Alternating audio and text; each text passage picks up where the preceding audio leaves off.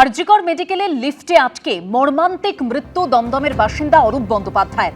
আর এই ঘটনায় ইতিমধ্যে 5 জনকে গ্রেপ্তার করা হয়েছে। 3 জন লিফটম্যান ও 2 জন নিরাপত্তারক্ষীকে।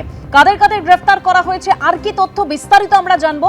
সরাসরি আমরা যাব, আমাদের প্রতিনিধি অতনু হালদার রয়েছে নিউজ রুম থেকে। অতনু, দেখো, মোট 5 জনকে গ্রেপ্তার করা হয়েছে এখন পর্যন্ত। তার মধ্যে 3 জন লিফটম্যান আছেন এবং 2 জন সিকিউরিটি গার্ড আছেন এবং এদেরকে গ্রেপ্তার করা হয়েছে অনিচ্ছাকৃত খুনের অভিযোগে।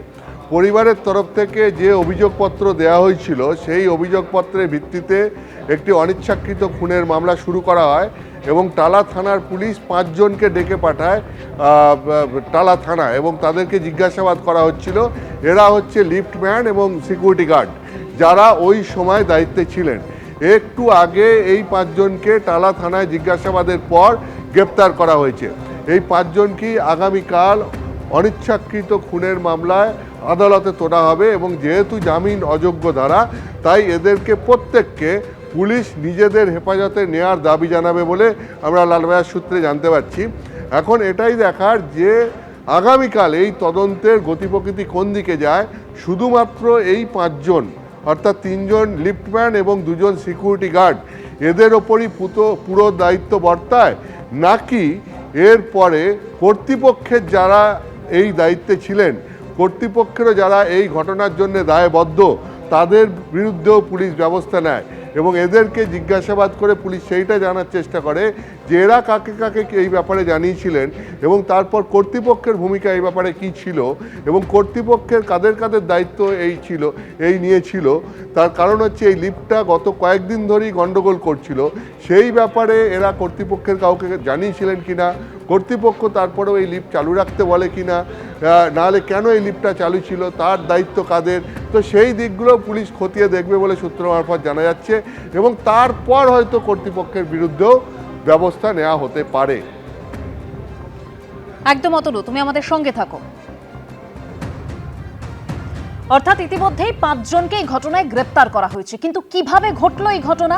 স্ত্রী ও ছেলেকে নিয়ে অরূপ বন্দ্যোপাধ্যায় লিফটে দোতলা থেকে 7 তলায় উঠছিলেন। দোতলায় ওঠার পর গোলযোগের জেরে লিফট আচমকা নিচে নামতে শুরু করে। তারপর ঠিক কি হলো আমরা জানবো।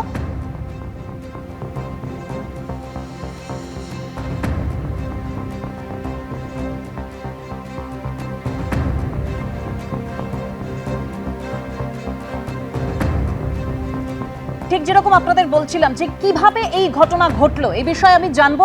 আবারও চলে যাবো সরাসরি নিউজ রুমে, আমাদের প্রতিনিধি অতনু হালদার রয়েছেন। অতনু, কিভাবে এই ঘটনা ঘটলো?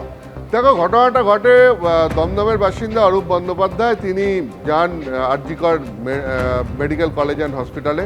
তার কারণ হচ্ছে গিয়ে তার 3 থেকে 4 বছর বয়স হবে তার পুত্র সন্তান রাত্রেবেলা খেলতে খেলতে খাট থেকে পড়ে যায় এবং তারপরে আহত হয় এবং সেই অবস্থায় তাকে নিয়ে তিনি এবং তার স্ত্রী এবং তার বোন তারা মিলে হাসপাতালে যান। আরজিকর হাসপাতালে গিয়ে তারা প্রথমে ফার্স্ট ফ্লোরে যান। সেখানে তাদের পুত্র সন্তানকে দেখার পরে চিকিৎসকরা বলেন এটা একটা অপারেশন করতে হবে। ওটি হচ্ছে গিয়ে 6th ফ্লোরে অর্থাৎ 7 তলায়, তো 6th ফ্লোরে নিয়ে যেতে হবে এবং সেই কারণে তারা তখন লিফটের কাছে যান এবং লিফটে করে তারা ওপরে উঠতে শুরু করেন। লিফটটা খানিকটা ওপরে ওঠার পরই লিফট চলে যায় একদম বেসমেন্টে গিয়ে পড়ে যায়। তার কারণ লিফটের বড়সড় কোনো যান্ত্রিক ত্রুটি হয়েছিল। এরপরে লিফটের দরজা খুললেও তারা বাইরে বেরোতে পারেননি। তার কারণ বেসমেন্টে সেখানে রেডিয়েশনের বিভিন্ন যন্ত্রপাতি রাখা থাকে, ফলে বেসমেন্টটা রাতের বেলায় বন্ধ রাখা হয় এবং লিফট দিয়ে যদি কেউ নামেনও তাহলেও তিনি বেরোতে পারবেন না, কারণ লিফটের সামনে আর একটা গ্রিলের গেট আছে, যে গেটটায় তালা দেওয়া ছিল। আবার বেসমেন্টে নামার যে সিঁড়ি রয়েছে সেই সিঁড়ির মুখেও একটা গেট আছে, সেটাতেও তালা দেওয়া ছিল। এরপর তারা সেখানে আটকে পড়েন, কারণ লিফটের দরজা খুললেও তারা বেরোতে পারছিলেন না, আবার লিফট ওপরে উঠছিল না, ফলে লিফটে করে ওপরে উঠতে পারছেন না। আবার লিফট দিয়ে বেরিয়ে যে যাবেন, লিফটের দরজা খোলা কিন্তু বেরোতে পারছেন না। তার কারণ হচ্ছে গিয়ে লিফটের সামনের যে গেট, যেটা গ্রিলের গেট, সেটা তালাবন্ধ অবস্থায় রয়েছে। এই অবস্থায় তারা চিৎকার করতে শুরু করেন, ফোন করতে শুরু করেন। তাদের বোন খবর পায়, তিনিও হাসপাতালেই ছিলেন, তিনি তাদের বাড়ির লোককে, পাড়ার লোককে খবর দেন। এই সমস্ত হতে থাকে। এর মধ্যেই যেটা হয়, লিফটটা বেশ খানিকক্ষণ এরকম চলার পর লিফটের দরজা দুটো আবার বন্ধ হতে শুরু করে এবং লিফটটা আচমকা ওপরের দিকে উঠতে শুরু করে।